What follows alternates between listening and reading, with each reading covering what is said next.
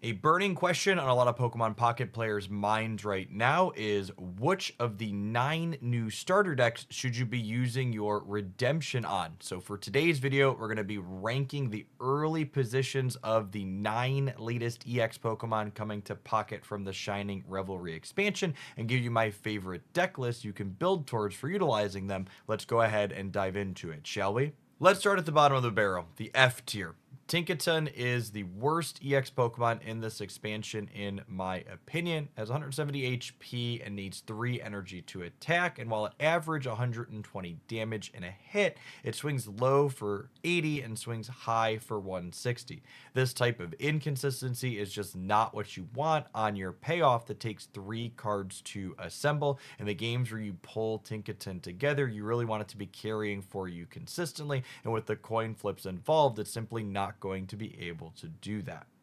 The best way to approach building Tinkaton, in my opinion, is by having it as a finisher inside of a deck with other 1 knockout point Pokemon. Our sample deck list here put up a solid result in one of our recent community tournaments, so it is very possible to win plenty of games with this card if it's one that you love, even if it's not going to be the most consistent thing around. I think it's better to focus on this kind of Skarmory lead into Tinkaton as your finisher, as opposed to doing something like Dialga, because Dialga Tinkaton is almost assuredly a strictly worse version of the powerful high tier Arceus deck, whereas this one's just kind of different instead.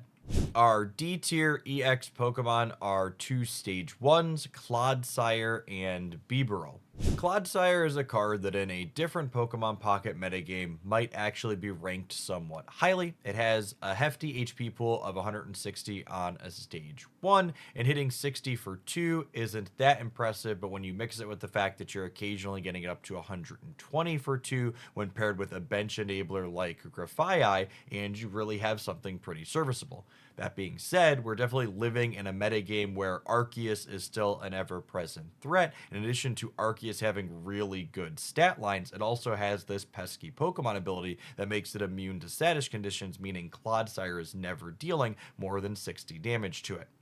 The best Clodsire deck list, in my opinion, is one that's leaning on Grafaiai as its supporting cast, so you can flip a coin to let your Clodsire continue to do 120 damage every turn, and then you support it with Darkrai EX as your secondary attacker, with this deck list ideally going Clodsire into Clodsire or Clodsire into Darkrai every game, while Grafaiai sits on the bench adding chip shots with its poison ability. Bibarel ends up in the D tier because of Arceus EX as well, but for a reason fairly different than Clodsire that we just talked about. Bibarel simply a stage 1 that has stat lines that are just not nearly as impressive as Arceus, meaning it takes up twice as many slots in your deck and it does less damage for more energy, with its saving grace being that it is slightly more durable at 160 HP.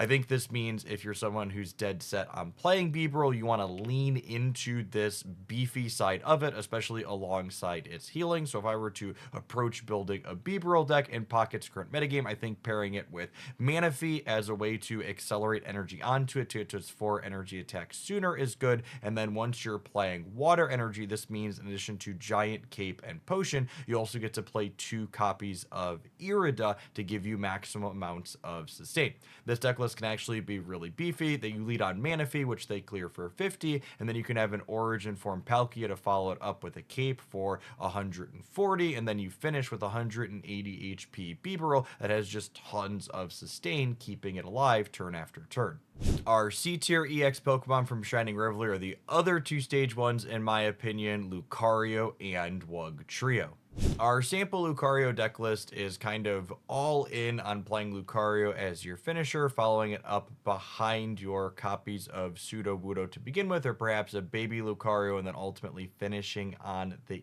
EX. In my experience so far, though, I would be surprised if these end up being truly competitive, as Lucario does less damage on average than Arceus, while only having nominal more HP and taking up twice as many deck slots, which makes it feel like it's not quite a good enough payoff.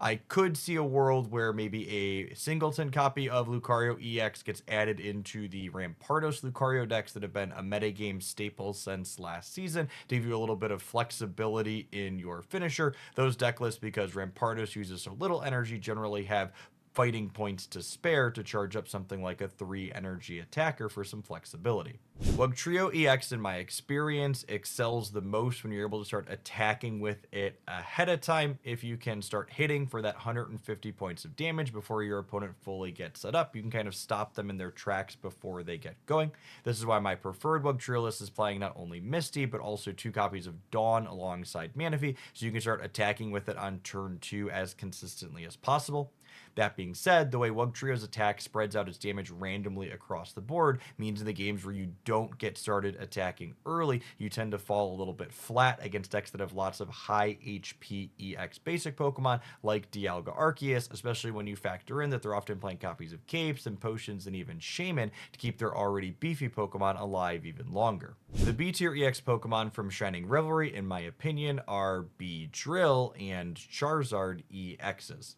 I actually think both of these cards are quite powerful when they come together for you, but that second part is really important, even with the addition of Iono into the metagame to make your stage 2s a bit more consistent. These cards do still just have consistency problems, and there's going to be plenty of games where your 3-card powerful finisher doesn't come together on time, and you end up getting run down by things that are more consistent that need less pieces to all come together perfectly. Beedrill EX is actually the type of Pokemon Pocket card that I personally really love playing. It loves going first and having first evolution advantage, and when your bits come together, you get to start not only hitting your opponent for 80 damage early, but also disrupting their setup, meaning their lead never gets past 2 points of energy, which shuts down a lot of things in the metagame like Arceus when it's their starting Pokemon.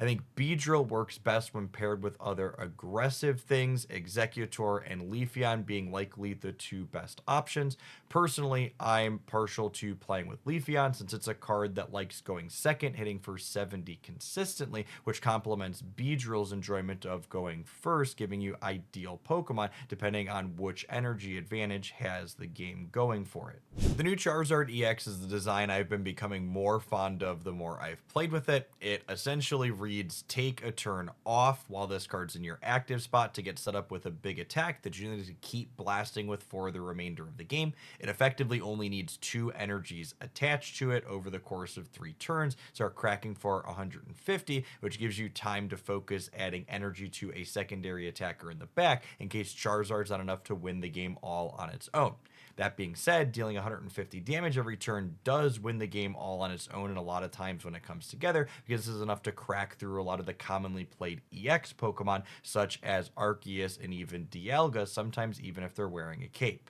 Charizard feels like it's a card that's going to take some experimentation to really figure out ideal deck lists with. You can obviously play it inside of the Moltres shell, like one of our sample deck lists here, but you can also play in a little bit of the deep end of the pool and be a little bit more all in on this card as your lead attacker, supporting it with other things like the Wigglytuff from our latest expansion, like one of my deck highlights did earlier this week. The A tier for our EX Pokemon is occupied by the singular Pikachu EX. This is a card that I didn't think much of when I first read it when the cards were originally spoiled, but after spending so much time playing with it, it's a card that's really impressed me, and I'd kind of be surprised if it doesn't have a reasonable spot in the metagame moving forward. In particular, being able to deal 150 damage in one go is such an impressive breakpoint into so many of the threats in this metagame, especially if you pair it with a copy of Red to get plus 20. You can clear out things like the big stage 2s like Beedrill, while also cleaning up things like Arceus when they're wearing a cape.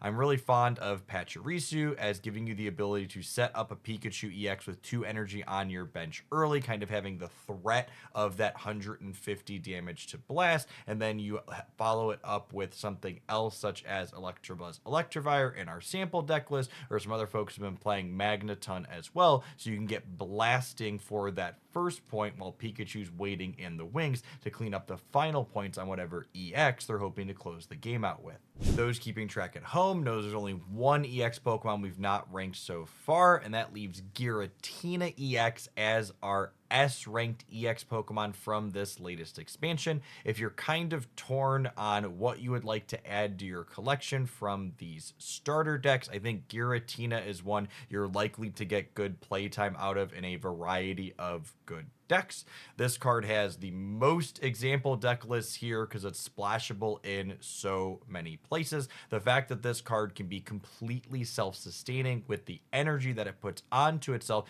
gives it a ton of flexibility. You can play it in Psychic decks, so you can use energy from your pool to get it going a little bit quicker, but it's also seeing play with things like Darkrai and even Magnezone, where it just fully self-charges and is ready to blast down the line once it's all the way set up. In general, cards in games like Pokemon Pocket that provide you with extra resources every single turn tend to be incredibly powerful, and I think this Giratina EX is no exception to this typical rule. Ultimately, I think the best EX card you can pick from your starter deck in Pokemon Pocket is the one you most want to be playing games with, but hopefully today's video has given you some ideas of not only how powerful I perceive these cards as being, but also some deck ideas, so regardless of which of these characters you enjoy, you can have something to build and enjoy playing them in to find some success while you're working your way up the ladder.